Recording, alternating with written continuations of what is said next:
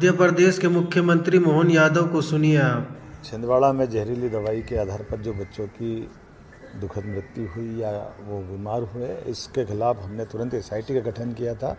और आज मुझे जानकारी दी गई कि हमारी पुलिस ने न केवल तमिलनाडु के अंदर उस दवा निर्माता को पकड़ा है, दबोचा है, ये बात वो बताती है, जिसके कारण से हमारी सरकार इन कामों के कारण जानी जाती है जो दक्षता के आधार पर होते हैं।